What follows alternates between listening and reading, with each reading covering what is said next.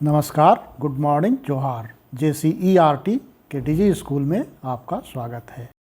प्यारे बच्चों, पर्यावरण अध्ययन विषय के अंतर्गत चर्चा के दौरान आज हम जानेंगे भोजन के विभिन्न प्रकार के स्वाद, जीभ द्वारा भोजन के स्वाद का पता लगाना, भोजन के पचने की प्रक्रिया, संतुलित एवं पौष्टिक भोजन के महत्व और खाद्य पदार्थों को समय पर ज़रूरतमंद तक पहुंचाकर इनकी बर्बादी को रोकना। इन सभी बातों पर चर्चा के लिए आइए हम लोग शामिल होते हैं डिजी क्लास के इस भाग में।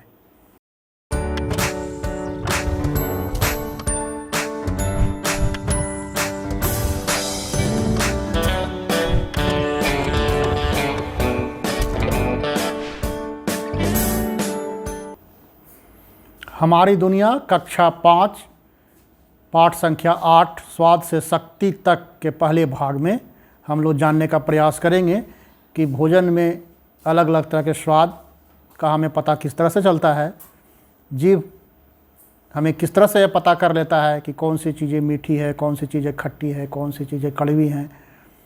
और इसके साथ साथ हम यह भी जानेंगे कि हम भोजन सिर्फ स्वाद के लिए करते हैं या भोजन से हमें और कुछ फ़ायदा होता है। तो चलिए इन्हीं सब बातों को जानने के लिए सबसे पहले हम लोग चलते हैं एक कक्षा में, जहाँ बच्चे बड़ी खुशी खुशी अपनी शिक्षिका से यह बता रहे हैं कि आज उन्होंने क्या क्या खा करके आया है। आओ बच्चों, आज जानते हैं कि कौन क्या क्या खा कर आया है। मैडम, मैंने भात और टमाटर की चटनी खाई है। मैं आलू की रोटी और इमली की चटनी खाकर आया हूँ। मैं दाल भात और करेला की सब्जी खाकर आई हूँ। मुझे करेला बिल्कुल पसंद नहीं है। मुझे मीठी चीजें खाने में अच्छी लगती हैं। मैं सभी चीजें खाती हूँ, परंतु मुझे खट्टी इमली ज़्यादा पसंद है। हाँ, तो बच्चों, अभी आप लोगों ने सुना कि कक्षा के सभी बच्चों ने किस तरह का खाना खाकर आया है, और मुझे तो इमली का नाम सुनते ही मेरा मुंह में पानी आ गया। क्या आप लोगों के मुंह में भी पानी आ गया है?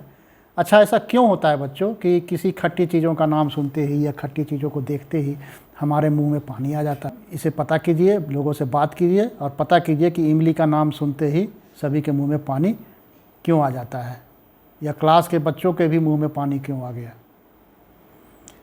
आप इस पर भी चर्चा कर सकते हैं कि किन किन चीज़ों के नाम सुनने पर आपके मुंह में पानी आता है।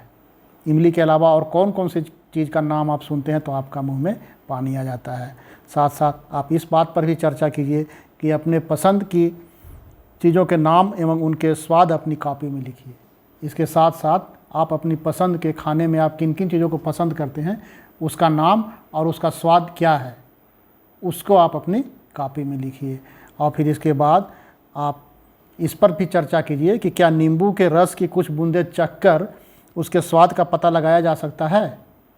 अगर नींबू के स्वाद का पता लगाना है तो उसका तरीका क्या होगा? क्या उसे हम देखकर पता लगा सकते हैं, या उसे सूंघकर पता लगा सकते हैं, या उसके लिए हमें चखना पड़ेगा? आप इस पर चर्चा कीजिए। और इस बात पर भी चर्चा कीजिए कि कभी कभी अपना नाक बंद करके दवाई पीने को कहा जाता है। ऐसा क्यों कहते हैं? कभी कभी आपको लगता होगा किसी दवाई का गंध आपको अच्छा नहीं लगता होगा, किसी को भी गंध अच्छा नहीं लगता है, तो लोग क्या सलाह देते हैं? बोलते हैं कि अपना नाक बंद कर लो और दवा को पी जाओ। ऐसा क्यों कहते होंगे? आप इस पर चर्चा कीजिए। अब इसके बाद हम लोग चलते हैं कि ये जो हमारी जीभ है, ये जीभ जैसे ही जीभ पर हम भोजन रखते हैं, मुंह के अंदर भोजन हम डालते हैं, तो अलग अलग स्वाद मालूम होता है। कुछ चीज़ें खट्टी लगती है, कुछ चीज़ें मीठी लगती है, कुछ चीज़ें कड़वी लगती हैं, कुछ चीज़ें नमकीन लगती हैं। तो आखिर ऐसा क्यों लगता है? क्या इसका क्या कमाल है? हमारे मुंह में ऐसा क्या चीज़ है? तो इसके बारे में हम लोग चलते हैं आगे, समझने का प्रयास करते हैं।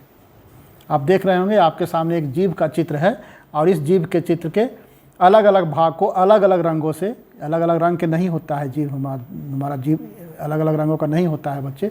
इसे हमें समझाने के लिए इसे अलग अलग रंगों से अलग अलग क्षेत्रों में बांटकर दिखाया गया है। तो आप देख रहे हैं कि जीभ का जो सबसे अगला हिस्सा है वहाँ पर मीठा लिखा हुआ है। इसका क्या अर्थ हुआ? और उस मीठे हिस्से के दोनों तरफ दाएं बाएं नमकीन लिखा हुआ है, और फिर उसके ऊपर जब आप देखते हैं जीभ के दोनों हिस्सों में खट्टा लिखा हुआ है, और फिर जीभ के सबसे निचले, सबसे पीछे वाले भाग में बीच में कड़वा लिखा हुआ है। बीच के पूरे हिस्से को, पीछे वाले पूरे हिस्से में कड़वा लिखा हुआ है। ऐसा क्यों लिखा हुआ है? क्या इसलिए लिखा हुआ है कि अलग अलग स्वाद वाली चीज़ों का स्वाद जीभ में अलग अलग हिस्सों में पता चलता है? अगर मीठी चीज़ों का स्वाद को पता लगाना है तो जीभ का अगला हिस्सा पता लगाता है। क्या मीठी चीज़ों को हम जीभ के पिछले वाले हिस्से में रख देंगे तो मीठा हमें नहीं लगेगा, या किसी खट्टे चीज़ को जीभ का सबसे आगे वाले हिस्से में जहाँ मीठा लिखा हुआ है वहाँ पर रखेंगे तो क्या हमें उसका नींबू का खट्टापन मालूम नहीं पड़ेगा।